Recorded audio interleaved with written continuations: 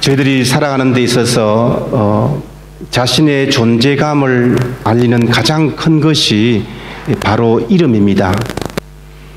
이름에 따라서 삶이 바뀐다라고 할 정도로 우리나라 사람들에게는 이 이름에 대해서 관심이 참 많습니다. 사람을 소개받을 때에 조금 특이한 이름을 이렇게 소개받게 되면은 그것이 무슨 의미인지를 이렇게 묻기도 합니다. 모든 이름은 그 이름대로 그렇게 되었으면 좋겠다. 또 그 이름대로 그렇게 바라기를 원하면서 의미 있고 예쁜 이름을 짓게 됩니다. 제 이름은 성곤입니다. 거룩할 성의 땅곤. 이래봬도 제가 거룩한 땅입니다. 성지 이스라엘. 주일 새벽에 태어났는데 교회 목사님께서 너는 거룩한 땅이 되어라 이렇게 해서 성곤 이렇게 주신 이름입니다. 슬로바키아에는 이름을 축하하는 네임데이가 있는 걸 여러분 다 아실 거예요. 어제가 야나, 오늘이 티호미르의 날입니다. 거의 생일 축하처럼 또 축하 파티도 하고 선물도 나누고 하면서 네임데이를 지키고 있습니다. 사람의 이름뿐만 아니고 모든 제품에는 그 이름의 의미가 다 있습니다. 그냥 이름 짓는 것은 하나도 없어요. 자동차 브랜드만큼이나 중요한 것이 자동차 이름입니다. 예를 들면 여러분 티코 있지요? 티코? 깔보면 안 됩니다. 티코. 여기에 자부심을 느낄 만한 이름이 다 들어가 있어요.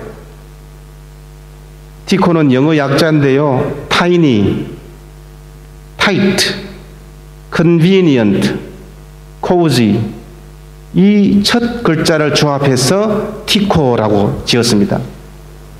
작고 튼튼하고 경제적이고 편안하다라는 이름의 뜻입니다. 이렇듯 이름은 단순히 불려지는 것이 아니고 그 안에는 의미가 있고 심지어는 그 안에는 정체성까지도 포함이 되어 있습니다. 오늘 본문 말씀은 하나님께서 이사야 선지자를 통해서 바벨론에 포로된 유다 민족에게 희망과 회복을 선포한 말씀입니다. 특별히 학자들에 의하면은 오늘 본문 말씀은 바벨론에 사로잡혀 있던 사람뿐만 아니고 포로 생활에서 돌아온 다음에 다음 세대를 향한 그런 말씀입니다. 그래서 오늘 본문의 말씀을 받는 대상은 참으로 다양합니다. 포로 생활을 경험했던 유다 백성, 또 귀환한 사람들, 포로 기간 동안에 이 본국에 있었던 유다 백성, 또 바벨론에서부터 함께 온 이방인들, 또 성전 성읍을 같이 건설에 동원했던 이방인들까지 정말 다양하게 정말 예루살렘 성과 연관이 되어 있는 여러 계층의 사람들에게 선포하신 말씀이에요. 이렇게 예루살렘의 여러 부류의 사람들이 함께 섞여 있으니까 사실 이것 때문에 가끔씩 갈등이 있기도 했습니다. 서로 사고방식이나 신앙의 열정이라든지 또 관습이라든지 문화든지 이런 가치관들이 달랐습니다. 오늘 본문은 이런 상황에서 주어진 말씀이고 그 큰 주제는 뭐냐? 예루살렘에 대한 회복을 예언하고 있습니다. 오늘 말씀에서 하나님께서 예루살렘을 어떻게 회복하십니까? 그것은 바로 하나님께서 예루살렘에게 새로운 이름을 지어주시는 것입니다. 2절 말씀인데요. 이방 나라들이 내 공의를 무당이 다 내 영광을 볼 것이요 너는 여호와의 입으로 정하실 새 이름으로 일컬음이 될 것이며 말씀합니다. 사람들이 예루살렘을 보고 부를 때에 주께서 지어주신 그 새 이름으로 부를 것임을 말씀한다는 거예요. 모든 이름에는 의미가 있고 정체성이 있다고 했지요. 뿐만 아니라 하나님께서 지어주신 그 새로운 이름에는 회복을 의미하고 그 회복 안에는 신분의 변화가 들어가 있습니다. 어떤 신분의 변화가 있습니까? 3절 말씀을 보십시다. 너는 또 여호와의 손의 아름다운 관, 내 하나님의 손의 왕관이 될 것이라. 새 이름에는 신분의 변화가 있는데 아름다운 면류관, 아름다운 왕관이라는 것입니다. 면류관과 왕관은 참 아름답지 않습니까? 이것은 예루살렘의 신분이 보석과도 같이 참 아름답고 보석과도 같이 참 소중한 존재가 되었다는 거예요. 누구에게 소중한 존재가 되었습니까? 하나님께서 그렇게 중히 여기신다는 것입니다. 아름다운 관이 지금 누구의 손에 들어가 있다고 했습니까? 하나님의 손에 들려져 있습니다. 손이라고 하는 것은 성경에서는 권능을 말할 때에 사용하는 이미지입니다. 그래서 저희들이 종종 기도할 때에 하나님의 권능의 장중에 붙잡아 주시옵소서 이렇게 기도하지 않습니까? 하나님의 능력의 장중에 지금 잡혀 있다는 것입니다. 더 이상 빼앗기지 않아요. 더 이상 바벨론이나 이방 나라에 빼앗기지 않고 소중한 존재로 값지고 귀중한 존재가 되었다는 것입니다. 4절 말씀을 보세요.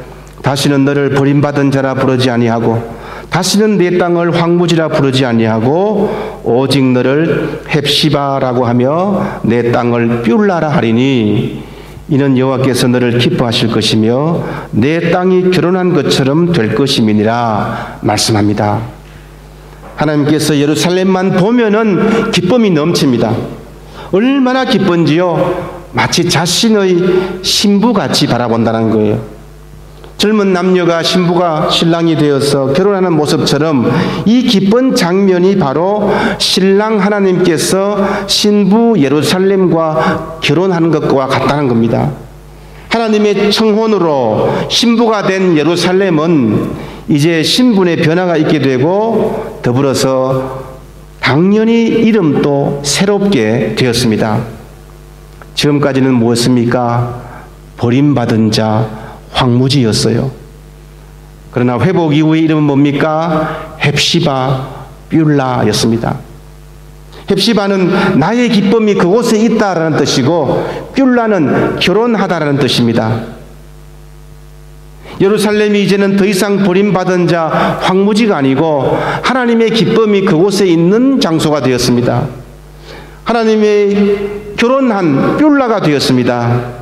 하나님께서 신랑이 되어서 예루살렘을 이처럼 사랑하신다고 하는 그런 의인화된 표현입니다. 새로운 이름을 얻은 예루살렘의 신분의 변화의 절정은 12절 말씀에서 우리가 볼 수가 있습니다. 12절 말씀인데요. 사람들이 너를 일컬어 거룩한 백성이라 여호와께서 구속한 자라 하겠고 또 너를 일컬어 찾은 바 된 자요 버림받지 아니한 성읍이라 하리라. 아멘. 이제는 거룩한 백성, 구속하신 자, 찾은 바 된 자가 되었습니다. 거룩한 백성은 하나님의 백성을 말합니다. 하나님이 구속하신 자는 하나님에 의해서 해방을 얻고 자유를 회복한 백성을 말합니다. 찾은 바 된 자는 하나님께서 지금 돌보시는 자가 되었다는 것입니다. 한마디로 말하면은 예루살렘의 새 이름은 하나님으로 인해서 구속받은 자입니다. 구속받은 자. 구속이라고 하는 것이 검사가 뭘 이렇게 구속하는 그 구속이 아니고 구원이죠. redeem이라고 합니다. 다시 말하면 내가 무슨 값을 주고 공짜로 구입한 것이 아니고 값을 주고 구입한 걸 말하는 거예요. 대가를 치러서 희생을 치러서 모든 것을 다시 회복시키고 새로운 이름을 주었고 그 새 삶을 허락했다는 것입니다. 사랑하는 여러분, 저와 여러분들은 어떤 사람들입니까?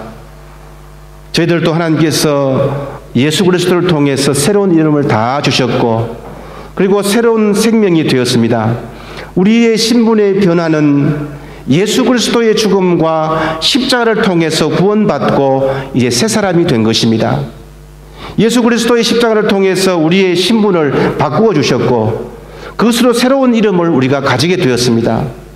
지금까지도 그 이름을 통해서 하나님께서 역사를 이루고 계십니다. 하나님께서 당신이 쓰시고자 하는 사람에게는 늘 새 이름을 주셨어요. 여러분 잘 아시는 아브라함이 어떻게 변했습니까? 아브라함으로 바뀌었지 않습니까? 야곱에게는요 이스라엘이라고 하는 새로운 이름을 주셨습니다. 호세아에서 보시면은 호세아의 자녀 이름이 로루하마, 로암미라고 되어 있는데, 로루하마는 긍휼히 여김을 받지 못한 자, 로암미는 내 백성이 아니다라는 뜻인데, 이것이 나중에 이름을 바꿔줍니다. 앞에다 로를 빼요.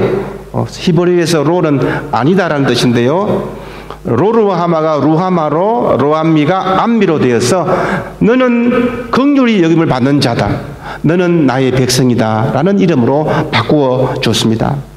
이렇듯 하나님께서 복을 주시고 귀하게 사용하려고 할 때마다 새 이름을 주신다는 것입니다. 저도 지금 어렵고 힘든 시간을 보내고 있습니다. 그럼에도 불구하고 우리에게 희망은 무엇입니까? 새로운 이름을 주신 하나님께서 우리와 함께하고 계신다는 거예요. 아무리 우리가 거룩하지 못해도 하나님은 우리를 거룩한 백성으로 불러주십니다. 아무리 우리가 참 기쁨을 누리지 못해도 여전히 하나님은 예수 그리스도를 통해서 자유를 주시고 그리고 구속의 은혜를 체험케 합니다. 나는 잘못했다가 부끄러워서 숨어 지내도 끝까지 찾아주시고 그리고 돌보아 주시고 위로해 주신다는 것입니다. 하나님께서 우리를 너무나 기뻐하십니다. 오늘 또 이렇게 예배드리러 온 우리 믿음의 성도들, 우리들을 보시고 너무나 어여쁘게 보십니다. 우리가 하나님의 가족임을 알게 하고 또 우리가 하나님의 자녀임을 깨닫게 합니다. 누가 무엇이라고 해도 우리는 하나님의 가족이요 그리고 하나님의 백성이니 거기에 궁극적인 희망이 있습니다. 하나님은 우리를 회복시키기를 원하십니다. 하나님이 지어주신 새로운 이름으로 가족같이 살기를 원합니다. 이런 하나님의 애틋한 사랑이 있기에 우리는 기쁜 마음으로 어떤 어려움이더라도 이기면서 우리가 희망 안에서 살 수가 있습니다. 오늘 신약의 말씀은 새로운 이름을 가진 우리에게 요구하는 것이 무엇인지 잘 알려줍니다. 하나님의 신부로서 우리의 이름이 바뀌었다는 것은 단순히 계명의 의미가 아니죠. 신분의 변화, 가치관의 변화요, 믿음의 눈의 변화입니다. 예수 그리스도로 몸과 마음이 변화받고 살아가는 것입니다. 로마서 12장 1, 2절 잘 아는 말씀이죠. 너희 몸을 하나님이 기뻐하시는 산 제물로 드리라. 그리고 2절에서 이 세대를 본받지 말고 오직 마음을 새롭게 함으로 변화를 받아서 하나님의 선하시고 기뻐하시고 온전하신 뜻이 무엇인지 분별하도록 하라. 새로운 이름을 가진 사람으로 우리가 변해야 될 모습을 두 가지로 말씀합니다. 몸과 마음입니다. 너희 몸을 거룩한 산 제물로 드려라. 너희의 마음을 새롭게 함으로 변화를 받아라. 바울 당시에 이 몸은요 아주 경솔히 여겼습니다. 이 몸은 더러운 것이고 죄의 온상이고 또 아주 그렇게 생각하고 이 몸을 가지고 하나님께 예배를 드려라, 이것이 너의 영적 예배다라고 하는 그 생각은 정말 큰 생각이에요. 획기적인 생각입니다. 왜냐하면 새로운 이름에는 몸의 변화가 있기 때문이에요. 성경은 이 몸이 죄의 도구가 아니고 성령의 전이라고 합니다. 몸으로 하나님께 영광을 돌려라고 합니다. 우리 몸이 성령의 전이 되어야 합니다. 그렇기 때문에 육신의 삶을 우리가 거룩하게 살아야 합니다. 몸은 우리가 이 땅에 살아가고 있는 현장에 노출되어 있습니다. 보는 대로 살아가고 싶고 보이는 대로 행동하고 싶고 생각나는 대로 말하고 싶습니다. 몸을 다스리지 못하면 영적인 생활에 지장을 받습니다. 우리 몸을 하나님 보시기에 아름답게 간수해야 합니다. 성도는 새로운 이름을 받았습니다. 이 말은 우리 육신을 신앙적으로 바르게 관리하고 바른 생각을 가져야 한다는 것이죠. 이 몸으로 주의 일에 봉사하고 눈으로는 말씀을 읽고 귀로 말씀을 듣는데 더욱 힘을 써야 합니다. 입으로 주의 복음을 전하며 사랑하며 격려하는 말을 해야 합니다. 내 몸에 하나님의 성령이 거하도록 해야 합니다. 무엇보다도 우리 성도들은 몸이 죄의 수단이 되지 않도록 해야 한다는 것입니다. 몸을 잘 관리하는 것과 동시에 우리의 마음 또한 변화를 받아야 합니다. 오직 마음을 새롭게 함으로 변화를 받아. 마음의 변화는 하나님의 뜻대로 사는 것을 말하는 거예요. 하나님의 뜻대로 사는 것. 이 세상을 따라가지 않는 것입니다. 이 세대를 본받지 말라라고 했습니다. 물론 이 세상을 배척하라 그런 말은 아닙니다. 우리가 세상을 등지고는 살 수가 없지 않습니까? 세상에 살지만은 세상에 밀려서 정말 무엇이 옳고 그른지도 모르면서 잘못되었는지 분간할 수 없다면은 그것은 새로운 삶의 모습으로 살아가는 사람이 아니라는 것입니다. 세상에서 옳고 그름을 분별할 수 있어야 합니다. 옳고 그름을 가리고 선과 악을 가리고 하나님의 뜻과 사탄의 뜻을 가려야 합니다. 하나님의 선하시고 기뻐하시고 온전하신 뜻이 분명히 있습니다. 그러므로 그 뜻을 분별할 줄 알고 따라가야 합니다. 이래야 새로운 이름을 가진 사람으로 정체성이 뚜렷하고 행동이 뚜렷해집니다. 저희들은 하나님의 가족입니다. 하나님의 자녀들입니다. 이것은 새로운 이름을 가진 존재적인 변화를 말합니다. 세상 사람들 보세요. 변신했다고 옷을 바꿔 입고 머리를 자르고 신발을 바꾸어 신습니다. 어떤 연예인들은 오랜 동안 휴식 기간을 거치고 변화를 주기 위해서 분장을 새롭게 하고 머리 스타일을 바꾸어서 다시 브라운관에 복귀했다고 합니다. 어떤 연예인은 자신이 새로운 삶을 위해서 개명을 하고 이름을 바꾸고 복귀했다고 합니다. 이 모든 것은 회복을 위한 노력일 것입니다. 복잡하고 힘든 세상을 나름대로 극복해 보려고 애쓰는 우리 인간의 노력입니다. 하지만 우리의 회복은 무엇입니까? 머리를 깎는 수준이 아닙니다. 몸과 마음이 바뀌어야 합니다. 신앙은 우리의 몸과 마음 전체가 존재적으로 변화되는 것입니다.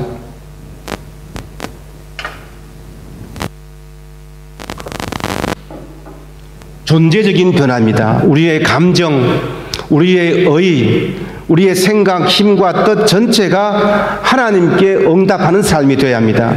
이럴 때에 예수 그리스도를 통한 신분의 변화가 찾아오는 것이죠. 사랑하는 여러분, 오늘 우리는 모두가 헵시바가 되었습니다. 버림받은 자가 하나님이 사랑하시는 신부가 되었습니다.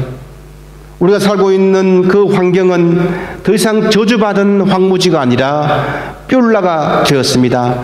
축복의 땅이 되었습니다. 여러분, 이 믿음, 이 확신을 가지기 바랍니다. 하나님께서 우리의 삶과 자리와 형편을 얼마나 지금 사랑하고 계시고 그 가운데서 신앙생활 하시는 모습을 보고 지금 얼마나 기뻐하시는지를 꼭 기억하시기 바랍니다. 그렇기 때문에 정말 우리가 이름값을 잘 해야 합니다. 거룩한 백성, 하나님이 구속하신 자, 찾은 바 된 자로 그 이름 본래의 가치로 제자리로 찾아올 수 있기 바랍니다. 단순히 그저 나는 기독교인, 믿는 자, 집사님, 브라슬라바 한인교회 교인, 이것으로는 충분하지가 않습니다.